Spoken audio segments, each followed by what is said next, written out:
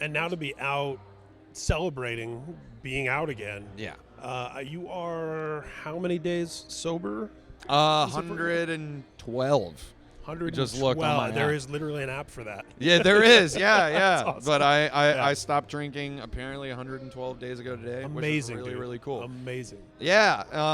It honestly wasn't something that going into it, I didn't think I was going to like talk about it. I didn't think it was going to be like public.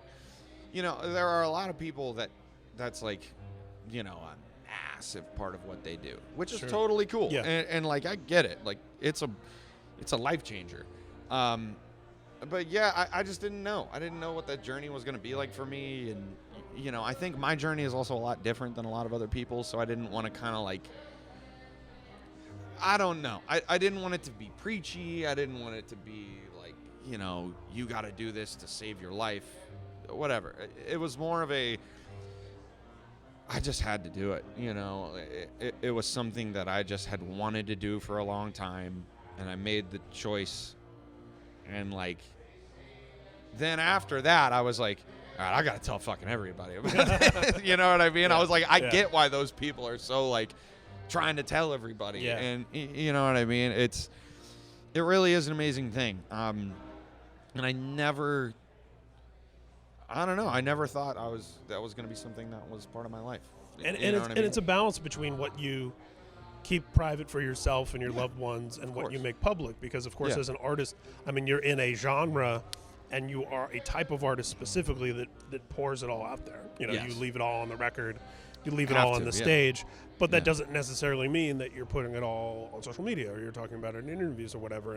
And I thought it was very cool and very in keeping with that connection you've built with the people that dig your music. Yeah, that you were so open about it. I thought that was cool. Yeah, and well, I also just realized it's like that's what this whole like I'm writing, you know, the new record right now, and that's what it's about. You know what I mean? Is like when I started writing it, I had no idea what it was really going to be about, but it is the coolest way to like cap off this first series of Beartooth records. So like, you know, I've kind of talked about it a bit, but basically the first 5 albums are kind of like this, I guess, and including the EP, so 6 pieces, but basically the first 5 records are really like this, its own piece. That's like my 20s, or is that those 5 records. And the titles all line up really well too. And they do. And like, I'm sure you already know about what the last record is, and it like completes this whole thing.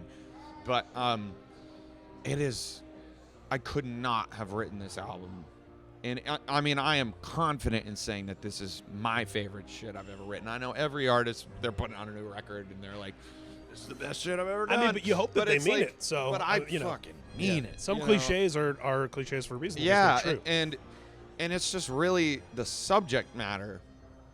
And like, it's just wild to throw in like a taste of actually starting to figure it out, you know, which is Beartooth has always been so self-deprecating and so painful, but that's been real. It's like that's where I was when every time I've been writing a Beartooth record, that's always just what I'm going through, and that's where I was. It's an expression of sitting in it because you are sitting. Yeah, in it. exactly. Yeah. And this one is like, you know, the first song that I wrote for it, I was just like, oh yeah, dude, like you really like haven't dealt with the fact that like you were using booze to get away from a lot of stuff for a long time. And ironically enough, it's like, you know, the first like single you ever put out was called I Have a Problem, and it genuinely was not. Everybody's like, right, and it was wasn't right even there. You're like, not really. Yeah, and the funny thing is that still it genuinely wasn't even about like boozing. Like that was kind of about the catalyst. Really, that song is about leaving Attack. That's what that whole thing was. And it was like, it's about the specific one tour that I was like going through some wild stuff. And yes. But then oddly enough, you know, full circle, it's just like the last record is kind of this, me starting to realize like what this whole path has kind of been, and that what quitting drinking has done for my life. Like,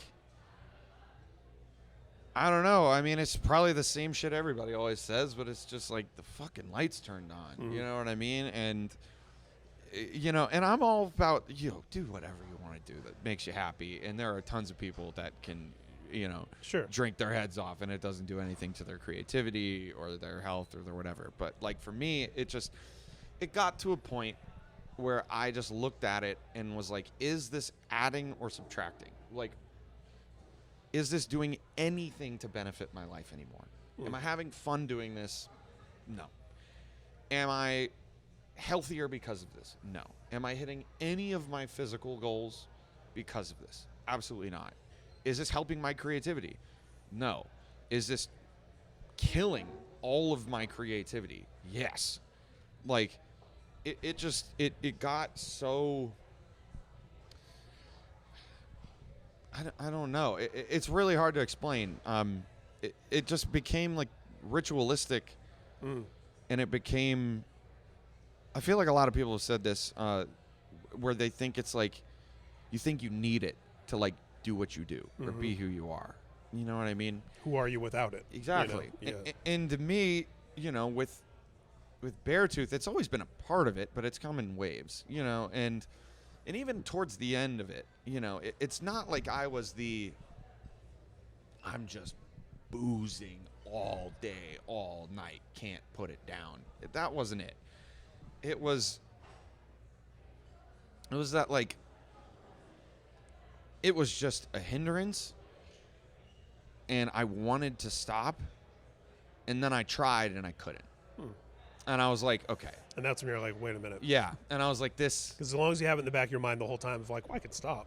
Yeah. And then you realize you can't. Yeah. Yeah. And then dry January comes around, and dry January becomes dry 8 days. And then I was like, yeah, I don't know about that. And then, you know what I mean? Like, it just became one of those things where in my life, I was like, at least for now, you know, I didn't know going into it, is this going to be forever? Is this going to be, who knows? But I just, literally what happened is I just told my wife, we were on a train from England. We had a great night before. We were out for the holidays, visiting her family. We spent a few days in London, went out to a great dinner. You know, I had probably like 4 or 5 cocktails, went to the bar afterwards, had a few drinks.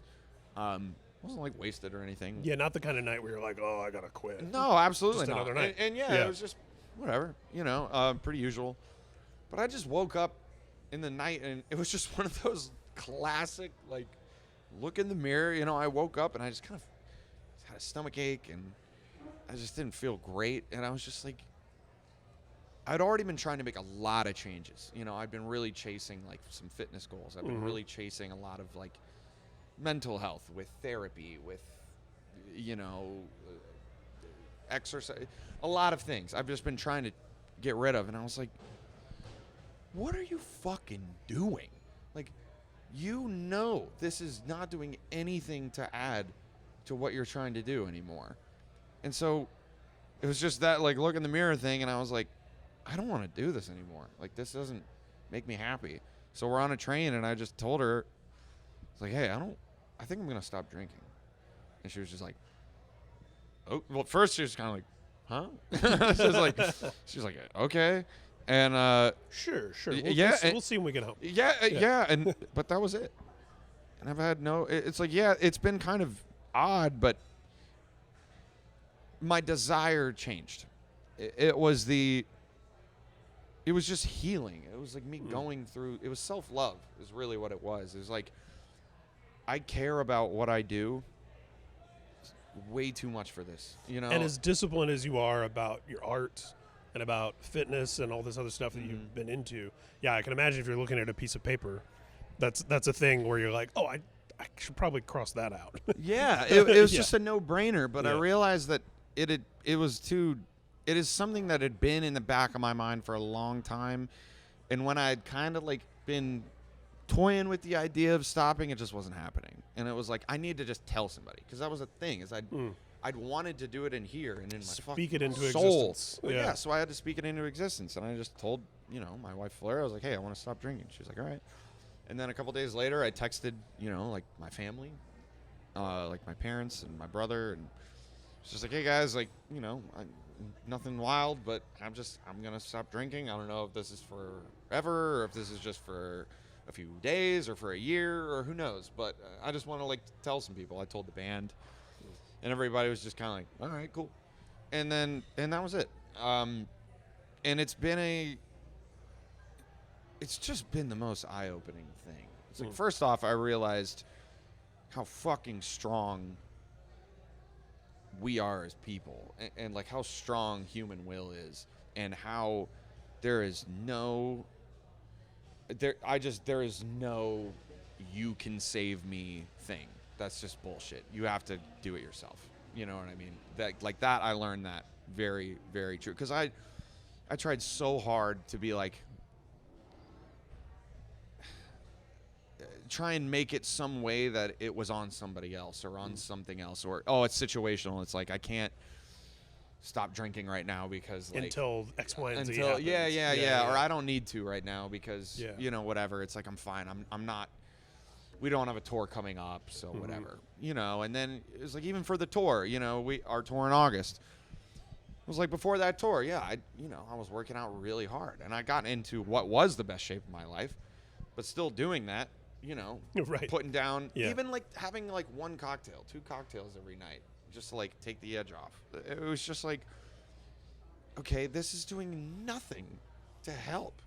Like, right. Yeah. And then you realize you just want a few more. And then it's like, I go on tour and, I'm not fucking 21 anymore. It's like, we go out and we do the tour and it's great. But it's like, I wake up and I'm hungover and I'm like, this is doing nothing to help my hour-and-a-half show that I have to fucking play tonight. And it's like, well, I'm going to have a few drinks before the show. Which is, it's like, this is what I've always done. A few drinks to get ready for the show. Yeah, then a few drinks after to celebrate a good show. Exactly. And it's never People want to buy you drinks. Right, and it's never been any, I've never let it get in the way of the show. Honestly, like, it's something that I've always had way too much respect for our performance to let it, like, get in the way of that. But when I just looked at the grand scheme, I was like, what do I fucking love? This was the biggest thing that changed everything. And what I think is really important for people to do post-pandemic, because this is what I had to do that literally was the most important thing that has happened to me in my fucking life. And, I'm 29, and I will say in the last 29 years was just fucking focusing on what I'm chasing and why. What matters to me and what doesn't. What matters to me, first off, what do I love? Music. Writing music. Performing. That is my fucking drug. That is my passion. That is the blood that runs through my veins. That is it. Number one. That is the language I speak better than English, is music. And so what adds to my creativity? Being clear, exercise. I have depression. I deal with depression and anxiety. My chemicals have issues. What helps with that is being healthy. I know that for a fact because I've gone through a lot of shit to figure that out, I was like, okay, so let's start chasing that. And like, and then at the root of it, it was just like, what is happiness to me? What is being content? What does it mean to have enough, or for something to be enough? For me, it was music, And for me, it's again, it all comes back to music, and I just had to realize that I was like, it's not like the rock and roll thing. It's not the like going out and fucking getting bombed and doing this show and and then the party afterwards, and it's like, that's all fun, that's all a blast, but that's not where my heart is. That's not what like I want to do every single moment of my life until I'm dead. That is not what is going to bring me happiness and true joy and be like, when I look at my life, I did everything I could to be the best version of myself, to live the best version of the life that I got with my set of talents and my set of whatever it may be. Just my version of me. Best version of me is the one that's just chasing the love of music. Yeah.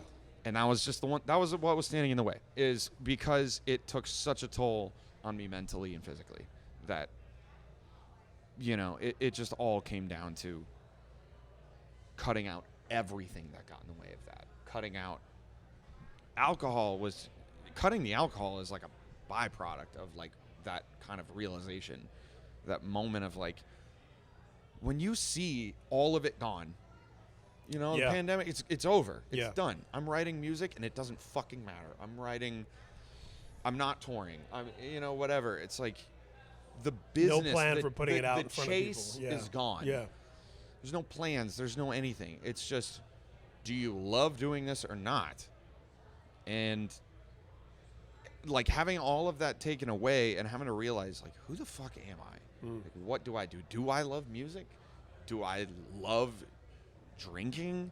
Do I love being depressed? Am I choosing to do things to just make myself more depressed because of this weird, like, I feel like if I lose that, I lose my creative thing, like, I mean, and that happens. This is a struggle for so many artists too. Right.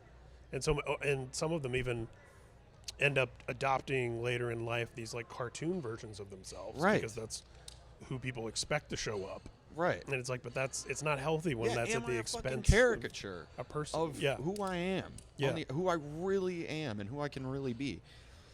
Like, those are the things. And so, and could you make better art? Exactly. If you And I can tell you abso-fucking-lutely, like, this new shit that I'm cooking up is really cool.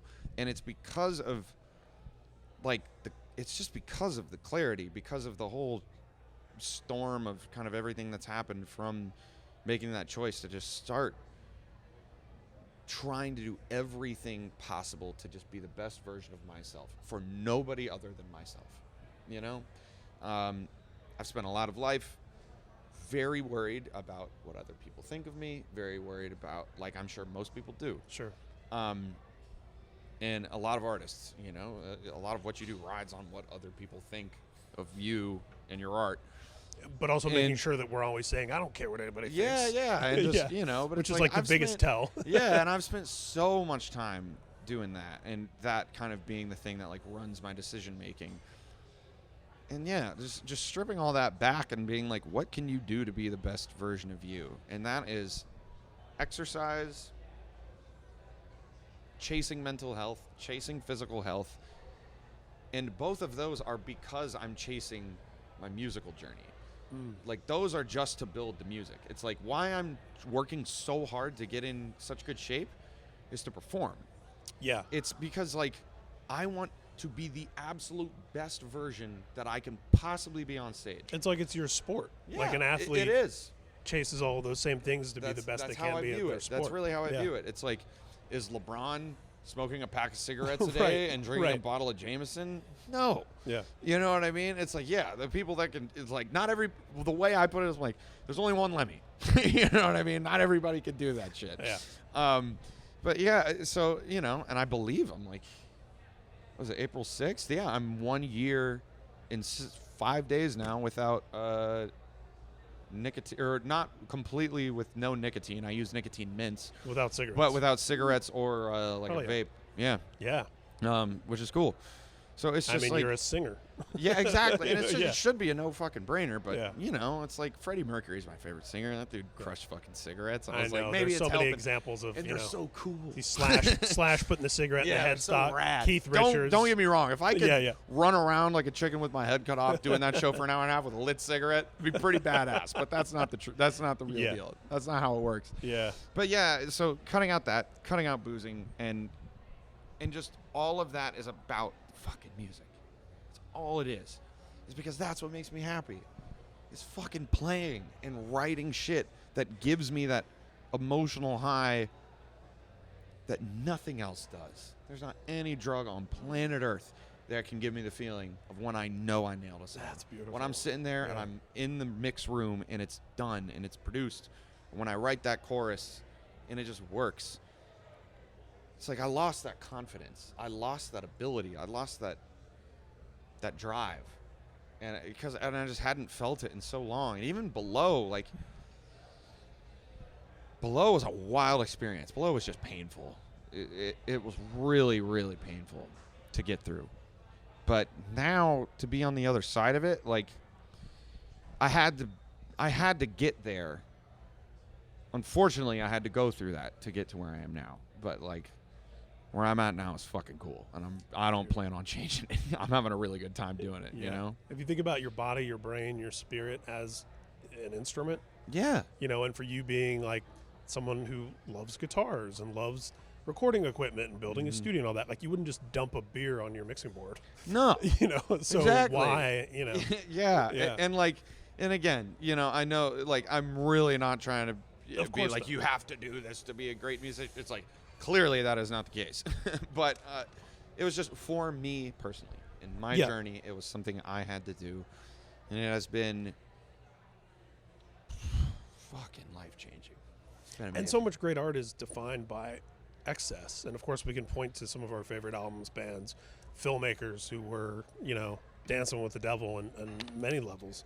But most of those stories that don't end tragically do end with finding some sort of balance, whether that's through a total abstinence from certain things or just figuring out a way to come back from that edge. Dude, and you know, you can't just live in that forever, no matter how great the art is. And there's just as great art that comes from people coming through the other side. And as, you know, the Metallica fan that you are, it's like looking at a year and a half versus Some Kind of Monster. Mm-hmm.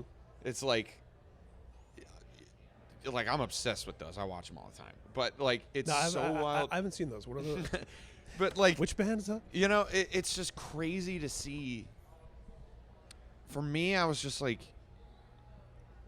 yeah, it's such an eye opener when you hear Hetfield talk about that, like the difference between like the Black Album and then like all of that, how he was just dealing with that. Yeah. And then you see Some Kind of Monster and you just see it all unravel.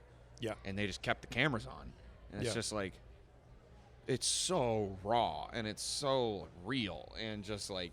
And it's so relatable to anyone who does anything creative at any level. To me, it was just so eye-opening. That was like, you know, and he had to go through that to, you know, be where they are. There's no way they would have been able to do, you know, Hardwired and like still putting out kick-ass records. Hardwired is a 10 out of 10. It's such a good record. And it's a fucking great Metallica record. It's a badass Metallica record. So, like, and that couldn't have happened without going through that. So it was a big inspiration to me to be like, you know what, I just like cut the bullshit and like what makes you happy? Music, you know? And like I related to that so much. And it's honestly like kind of seeing that happen as like watching those documentaries is something that really like makes me want to keep staying away from it. Just because like when I see like what he went through in that whole period and what that put the band through and all of that wild shit, it's just like, you know, I feel very lucky that I kind of made this choice now at 29. And honestly, the way I see it is it's like the Black Album was their 5th record, right? Mm-hmm. Yeah, and we're about to put out our 5th record. You know what I mean? And so I'm just kind of like, I mean, I love Metallica. Like, but yeah, I'm like, why not? Why couldn't this be our Black Album? Yeah. And there's no way that could happen if I was where I was, like just attempting to push out below, out of shape, mentally out of shape, spiritually out of shape, everything cooked. You know what I mean? It's just like, let's try it. Let's see. Let's try and turn everything, because that's the one thing that I really take from watching those, like the Black Album shit, is it's just like, this was Metallica fucking on 12. Just absolutely everything cranked. And I'm like, let's try it. Let's go for it. You know what I mean? And that's kind of the mentality now. It's just like, take no fucking prisoners. Whatever I got to do to rock harder. One of my favorite moments in Some Kind of Monster, which brings us full circle as we're here on your headlining tour, is there's that part where Lars is like, I wish we were, can't we get back to the, you know, they're in this isolation, and he's like musing about how great it would be to be on stage. And then in the film, because of the magic of filmmaking, they cut for just a second to this massive concert where they're like, you know, and you're here. You're in that moment. You're out of that moment of everything you went through, making this last record, everything that you went through pandemic wise, and then now you're like doing these new songs from this new place of clarity and strength, and being out here amongst your people, and having them yell this stuff back at you every night. Yeah, it's such a good feeling, and like, you know, it's such a blessing just to be able to do this at all at this capacity. And like, dude, you can, at least to me, it feels like people can feel it. Like it feels different out there, you know. It just feels like there's this fucking energy that I can't even. Oh man, every show I've been to since shows have been back, I just can't tangible. explain. So it's like, why not fucking now? You know what I mean? It's like, this is the perfect time to just, I don't know, make whatever changes I see fit and necessary to be the best fucking Beartooth that we can possibly be. And like you said, at 29, I mean, for us being fans and students of so many of these great artists, I love that you're seizing the opportunity to learn those lessons about the successes, the failures, the strengths, the weaknesses, and adapting and adopting, rather than feeling like you have to go through all of that yourself. Yeah, no doubt. Absolutely. It's like there have been so many of the greatest of all time that have been through. If you do the research, like, people have been through a lot. Yeah. You know what I mean? Everybody. The 27 Club, as they say. Like. Yeah, dude, and there was, like, it's scary because, like, I see how that happens, you know, and I'm so lucky, truly lucky and blessed, and really, honestly, like, and I don't care if people take it the wrong way or what, but I'm fucking proud of myself that, like, man. I decided to make the choice to do it now for myself, because, like, I don't know, I don't want to be one of those dudes that's just fucking wallowing in self-pity for the rest of my life, and that's, like, trying to make excuses, and, like, it's just like sometimes you just suck it the fuck up and, like, take control of your life. And selfishly, for your fans, this means we get that many more Beartooth records. Yeah. We get to, what does a 50-year-old Caleb sound like? Right. Making a Beartooth record, that's what and we never get to answer that question. There's so many, Jeff Buckley, Lane Staley, like Kurt Cobain. You can go down this list of all these amazing, incredible talents that we lost. We never got to learn what else was in store. And it's like, get your shit together means honestly, more records. Man, and that's another thing, man. It's like with so many kick-ass bands that are just still going, and they're still killing it. It's just like, why not us? Why not try at least? And, like, if I'm burned out at 36 and I gotta take 2 years off to get sober, and then I blah blah blah blah blah blah blah blah, and then I'm 43, and then it's like, well, we haven't put out a record in forever, and right. I was just like, how about we just do it now? Just fast forward to the end of the Behind the Music. Yeah. When everything's great again. Yeah. let's just cut through it. Let's get straight to it. Straight to business. But it's been a wild journey. Real wild journey. But having confidence is really cool. That's something like I've been somewhat confident in what I can do, but, like, now knowing what I'm like running at 110 instead of running at, like, 65, 70 that I have been, that feels good. Being proud of who you are is really fucking cool. Well, and you started so young, and in a time and culture and in the genre where everyone had an opinion and was able to voice it. I mean, you started super young, right, as, like, MySpace is exploding. Yeah.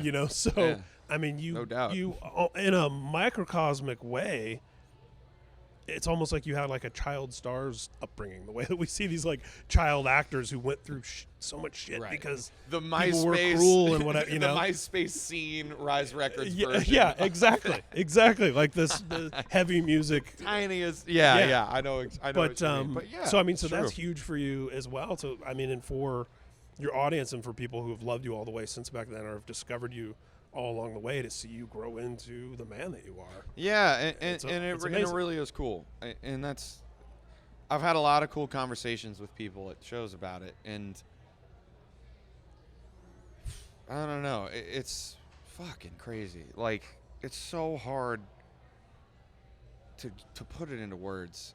And I know a lot of this sounds so fucking preachy, and a lot of this sounds like I'm just spouting bullshit, but, like, holy shit, it is indescribable. Like just where I'm at, and it took a lot of fucking hard work to get here, but like just being fucking proud of myself. I've never felt that, man. you know? Yeah, I maybe been proud of some achievements I've done, but I'm talking about me. I'm talking about looking in the mirror, who the fuck are you? You know? There's always been self-deprecating, self-hate, always. So like to have They're soundtracking this moment right now. this is literally going to be more perfect, but it's just like, yeah, this is what it's like now. For things to go from so gnarly to just genuine self-love and just being proud of who I am, the good and the bad. Understanding that like the bad is okay. Like don't like when you hate every part of yourself or you only love like the good parts of yourself, it does fucking nothing. It's so because you got to love everything. You got to love those hard times and realize that that's who fucking makes you who you are. It's how you deal with those. And like loving every part of yourself is a fucking amazing thing.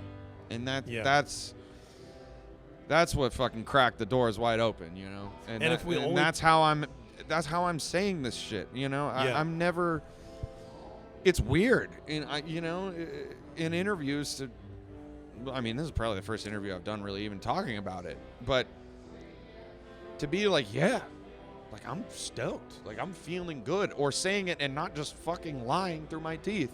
You know, to try and like convince people I'm okay. It's like, no, I'm good. And not just basing it on the validation from other people or the victories, like you were saying.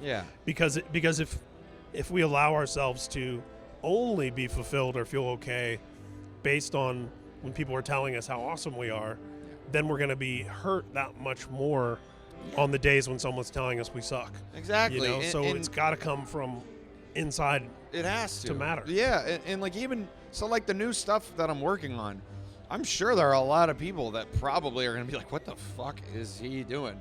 But to me, I'm like, this is the best shit I can possibly do. And to me, that's enough. You know what I mean? That truly is enough now. And well, the thing that hasn't changed is you've always been honest. Yes. Your music is always honest. That is true. Yes, I've never sugarcoated it at all. And I think that's what people connect to the most. Yeah. And so it would be dishonest if you were like, I'm going to make a record that sounds like I think what people want. Because you've never done that. No, can't do that. Yeah. Why start now? Anybody who tries to do that and thinks that they can just like pull a fast one on their fan base, it's just like, it never works. Yeah. It's always just like, what are you doing? Like, this is clearly some attempt to be some version or whatever. Yeah. But yeah, it's just being honest about yourself and fucking loving every part, the good, the bad, the ugly. That's some good shit. You know what I mean? They're clapping for that. They agree. Well, dude, this is always a pleasure. This is what I love when we get together, is we just have these just talking conversations. We just happen to have microphones. Yeah, man. There has to be a band in the background. Yeah, I know you've got a show to play. I do. But we can't keep. Yeah, we've been cooking. I do need to go. So that's a good place to wrap, and then we'll get you to do the Heavy Music Awards thing. Yeah.